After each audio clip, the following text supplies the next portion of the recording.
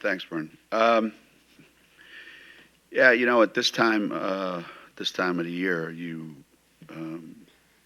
get a chance to play in a championship game, and you know that you've got to work. You worked hard to get to this point, and then you've got to play. And we played some of our best basketball during this last 3 days. And actually, we played some of our best basketball during the last 6 games that we've played. And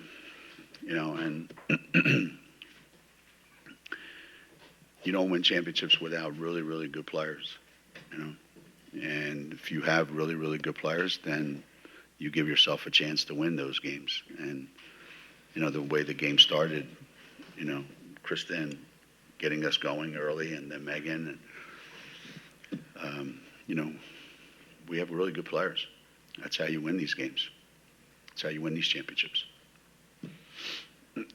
Okay, we're joined by Christyn and Megan right now, so we'll take questions for the student athletes first, and then we'll dismiss them back to the locker room. Megan and Christyn, for both of you, you guys haven't shied away all season from talking about wanting to finish this undefeated run in the conference. Obviously, when you come to UConn, there's a lot behind you. So, how much of this was pressure, doing this for the players in the past, and how much of this is pride in what you guys have accomplished? There you go. I would say it's not a lot of pressure. It's more of a pride thing, but we wanted to get it done for our coach and the people who came before us. So it was something that we do. It's understood. Yeah, I wouldn't say it's pressure. It's more of a pride thing as well. When you come here, this is one of the goals that you have to win your conference. And we've won how many? How many have we won? 7. So that was definitely the goal, to finish out this conference moving forward. Please raise your hand if you have a question.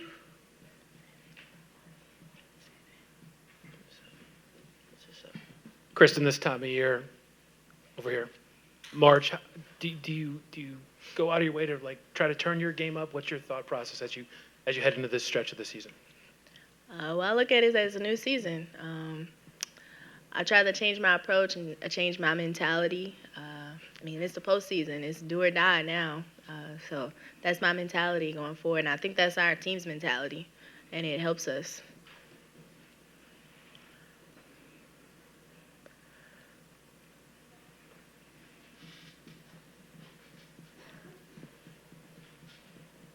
Christyn, can you just talk about the second quarter that you guys had that kind of kept with you in the first quarter? Did you feel it was just a matter of time in terms of them running with you, or did you guys change something up after that first quarter? Basketball is a game of runs. We knew they were going to have runs, but we have our runs too. They played a good game tonight, but we really executed our game plan as well. So.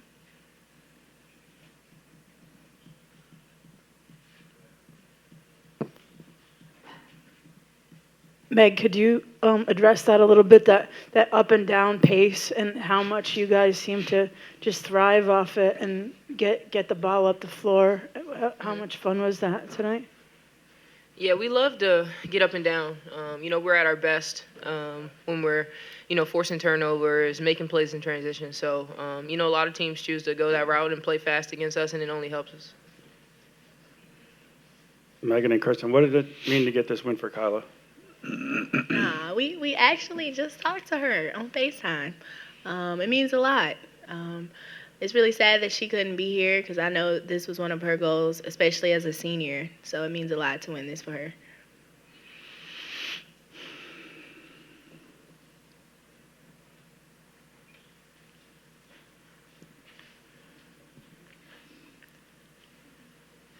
Coach was mentioning you guys have played some of your basketball in the last 6 games.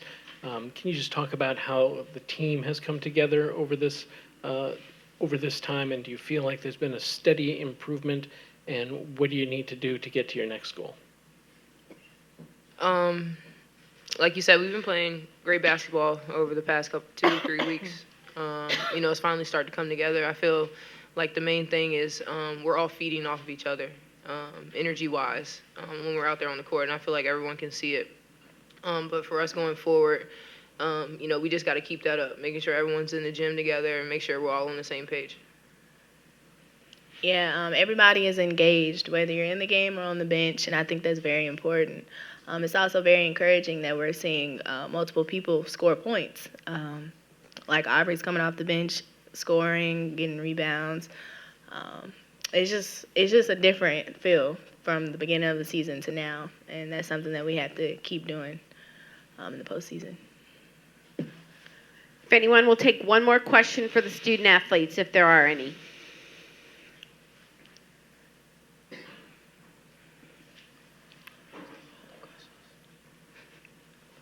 You mentioned Aubrey. How excited were you guys when she got that award at the end? At the end there, you were all throwing the confetti at her. And can you just talk about the play of the two freshmen, especially during this tournament? We were excited. We didn't really expect it, but I mean, she played, as well, so she deserves that award. And they've been strong for us, over these last couple games. So we need to keep that up and keep it moving in the right direction. Well, I expected it. I thought she caught played. me off guard. They caught me off guard. I thought she played her butt off the whole tournament. I think it was well deserved. And Anna played great too. They've been great for us, and we just need them to keep it up, keep doing what they're doing. Thank you, ladies, and congratulations. Thank you. Thank you.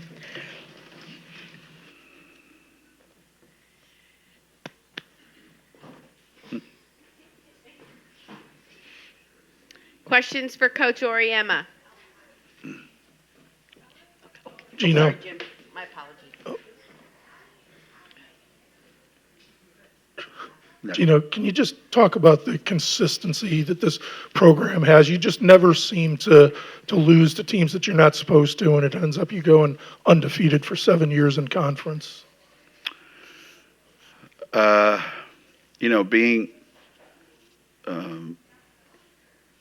Being in a new conference, we didn't really know what to expect from, all the teams that were going to be in the league. So, we just try to approach every game the same way,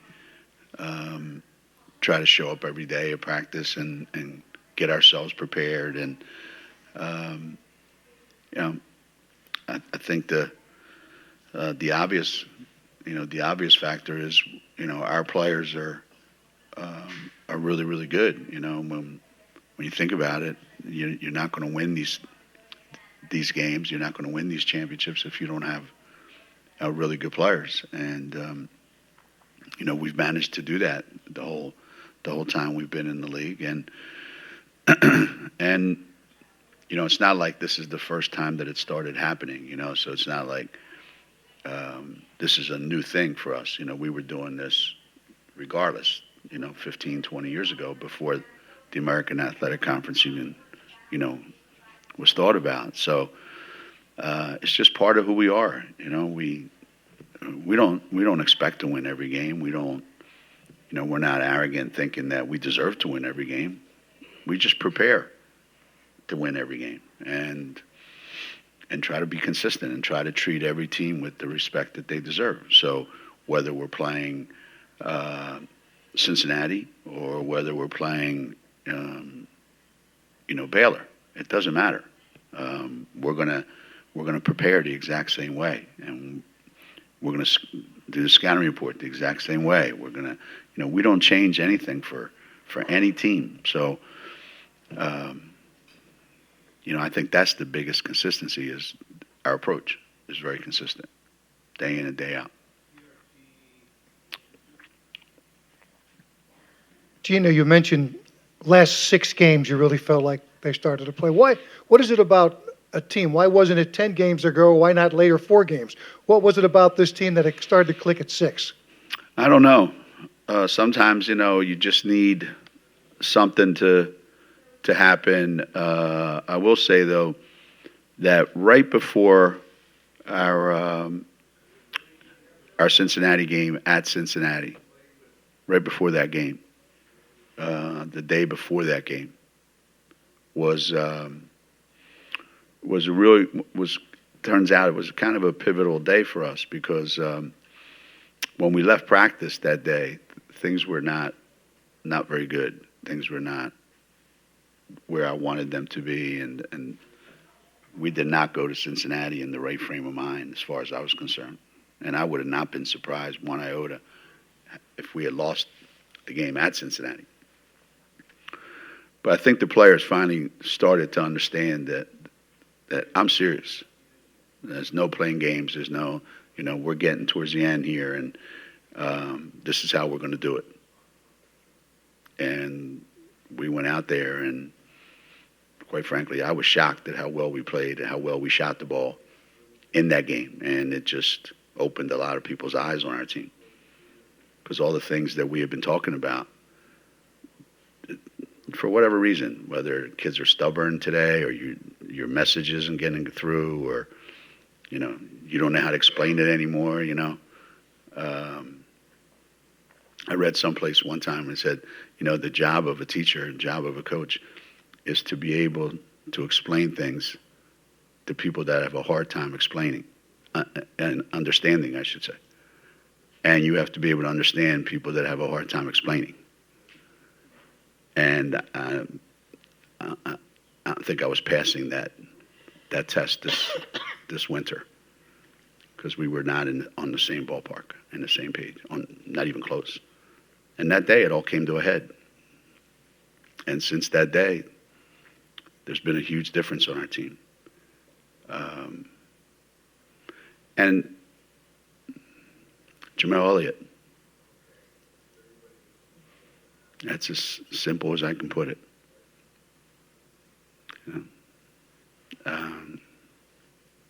Stepped into a really tough situation and it's had a huge impact on this team. Geno, obviously you recruit players who thrive on pressure, but there is a little pressure when you're going into a tournament trying to finish off this undefeated thing. So who surprised you? Who responded better than you thought they might? And how do you think this team has set up for the pressure of what's coming next?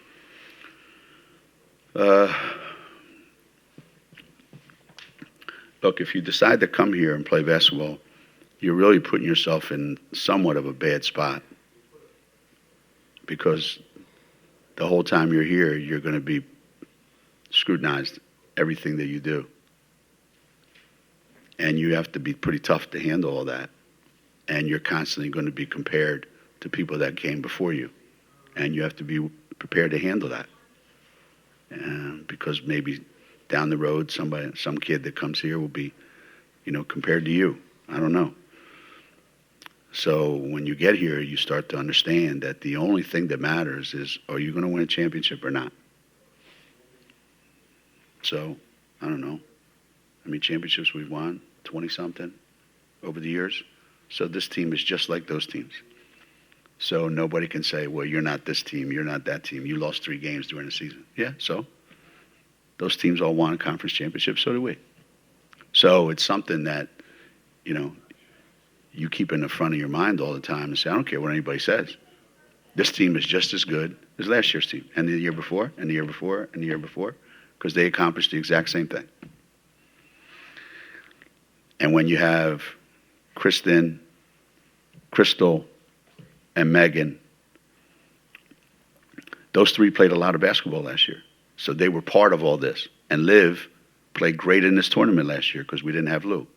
So, we went into the tournament feeling like, yeah, it's a different crowd on our team, but the results are going to be exactly the same. They believe it, and that's why it happens. So nobody really surprised me. I think everybody did exactly what I think they can do, and that they know they can do. It was exactly what we thought it would be. Hey, Coach. Piggyback off the statement of Jamel. When she lost her job, you were pretty vocal and had some strong reaction to it. So how gratifying was it that this coming into this season that you end the conference winning over Cincinnati with Jamel right by your side? Yeah, it's a small world, you know. Funny how things turn out. Look, you know, athletic directors, they have the prerogative to do whatever they want to do with their, you know, with their coaching staffs. And I was just very adamant that if you're going to get rid of Jamel, you should have done it 2 years earlier when they were terrible. Don't do it after she takes that team to the semifinals of the conference tournament. You know, it's just, if you had it in your mind all along that you were going to do it, why didn't you just do it? You know, don't wait for them to get good. And now these are all the players she recruited. You know, so, and don't get me wrong, Kim has done an incredible job. They got it right. You know, when they decided to change coaches, they got it right. She's done a hell of a job. That team is really, really good. Really good. And she's coached the hell out of them. And it's funny that that's the way it played out. That in the last game of, you know, of our season in the conference tournament, you know, she never thought she'd be in that situation again. Geno, how does this team, the way that they're playing right now, compare to the 3 teams that beat you earlier in the season? How's what? Your team, how they're playing right now, how do they compare to the 3 teams that beat you earlier in the season? We're not as good as them. We're not. They beat our ass. So until we beat them, we're not as good as them. You know, you can say whatever you want to say. The results are on the scoreboard. That's that. Hey, Coach, from day one, you've talked about, even when you were at your peak, that this day would come where when you go into a tournament, that UConn may not be the best team to be looked at as the best team. Correct. How forward do you look to that challenge, and how much do you embrace it? Well, you have no choice. You know, people are under the impression that, you know, I landed in this job as the favorite to win the conference, the national championship every year. I've coached a lot of teams over the years that weren't the favorites going into the tournament. So I've been there. I've done that. And the players on my team have never won one. This is the first time in a long time that we don't have a single player on our team that's won a national championship. So it's my job. I got to get them ready because I've been there. I've done it. Haven't. So, yeah, this is a huge challenge for us. It's huge. And, you know, we're not going to walk around saying, you know, we're being disrespected because nobody believes in us. It's a bunch of bull, you know. We didn't give them reason to believe in us. We had our chance during the regular season, and we didn't do it. But this is the second season. And now everybody starts 0-0. And we'll see where this ends. We'll take one more question. Geno, 2 things. One, you said you're better in the last 6 games. Could you just point to, like, a couple things specifically on the court that you're talking about? And the other thing is, now that we can look back at this conference in retrospect, are you a better program, not as good, the same? What kind of effect did the American have on you? Well, the reason we've been better the last 6 games is the ball moves. The ball moves more, and more people are touching it. Whereas before that, people were trying to get their own shot first. So we would dribble, and then when we couldn't find anything, we would pass it. And then we dribble, and pass it. And it was unlike anything I had seen from Connecticut basketball. That's not how we play. So these last 6 games, the ball moves. And because the ball moves, people move. And the more people move, and the more they cut, and the more the ball moves, the more they keep moving. And it just feeds on itself. Are we a better program, worse program, or the same program since the program that joined the league? I don't think we're any different whatsoever. You know, We had the same effect in this conference that we had in the other conference we were in. Nothing changed. What changed is you don't get to be indefinitely a national championship team. If it happens, great, but that's not guaranteed. And I know some fans or some people are devastated that we're not the favorite going in. And I find it kind of humorous, to be honest with you, that a horrible year at Connecticut's 29-3 and winning the conference championship and being ranked 5th in the country. That's a rebuilding year. Look around the country. Rebuilding years at other places means you don't even make the tournament. So I think some perspective, Yeah, when we have the best team in the country, I'm the first one to tell you. Those guys that follow us, I tell you in November, we're going to win a national championship. And when we don't have the best team in the country, I'll tell you, we don't. There's nothing wrong with that. We are where we are.